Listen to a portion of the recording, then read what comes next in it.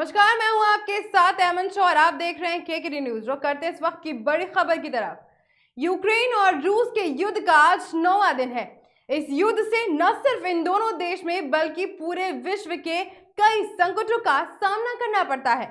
दोनों देश भारी जान माल का नुकसान झेल रहे हैं, लेकिन युद्ध रुकने का नाम नहीं ले रहा। इस युद्ध के चलते रूस पर अमेरिका समेत कई देशों ने प्रतिबंध लगाए हैं। अमेरिका ने पहली बार रूस के सामने एक प्रस्ताव रखा। इस प्रस्ताव में स्पष्ट रूप में अमेरिका ने कहा कि अगर रूस यूक्रेन पर अपनी सैन्य कार्यवाही रोक देता है तो अमेरिका अपने सारे प्रतिबंध हटा देगा। इसके बावजूद युद्ध रुकने में कोई भी आसार सामने नजर नहीं आ रहे। एक तरफ जहां पूरा विश्व युद्ध को रोकने की कामना कर रहा है, वहीं रूस ने जब से परमाणु हमले की धमकी दी है तब से अमेरिका से लेकर यूरोप तक में हलचल मच गई है। हिरोशिमा नागासाकी में परमाणु हमले से अभी तक विश्व उभर नहीं पाया था। ऐसे में रूस की ये धमकी पूरी दुनिया के लिए एक तबाही ला सकती है।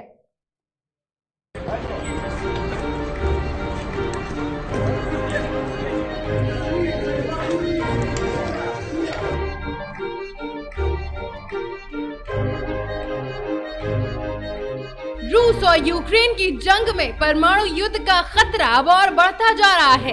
हाल ही में रूस के विदेश मंत्री ने चेतावनी दी थी कि अगर न्यूक्लियर हथियारों के इस्तेमाल से तीसरा विश्व युद्ध छेड़ा गया तो वो पूरी दुनिया के लिए विनाशकारी होगा।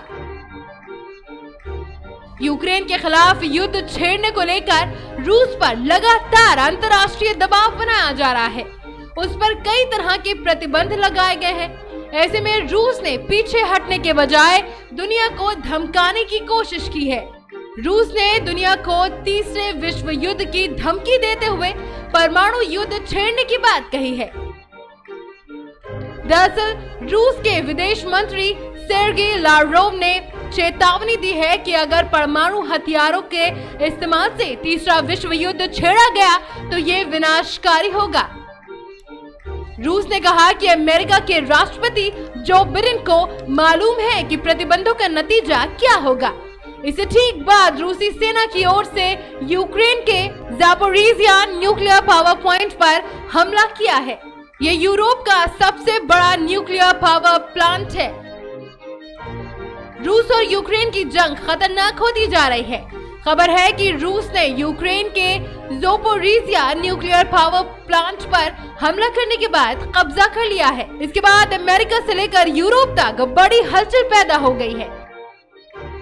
वहीं ब्रिटेन ने संयुक्त राष्ट्र सुरक्षा परिषद की इमरजेंसी मीटिंग बुलाई है।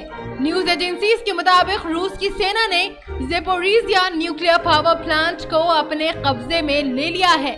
बताया जा रहा है कि रूसी हमलों में प्लांट की यूनिट 1 के रिएक्टर कंपार्टमेंट को नुकसान पहुंचा रहा है। हालांकि खतरे की बात नहीं है, ये नॉर्मल लेवल रेडिएशन है, कहना अधिकारियों का है। इससे पहले यूक्रेन के विदेशी मंत्री डेमित्रो कुलेबा ने ट्वीट कर दावा किया था कि रूस की ओर से लगातार ज़ापोरिज़िया प्लांट पर हमले किए जा रहे हैं, जो यूरोप का सबसे बड़ा न्यूक्लियर पावर प्लांट है। धुआं उठ रहा है। अगर यहाँ धमाका होता है तो ये चेरनोबिल में हुए हादसे से भी 10 गुना ज्यादा बड़ा हादसा होगा। उन्होंने रूस के सीज फायर करने की अपील की है। पावर प्लांट के हमले की खबर सामने आने के बाद अमेरिका से लेकर यूरोप तक बड़ी हलचल है।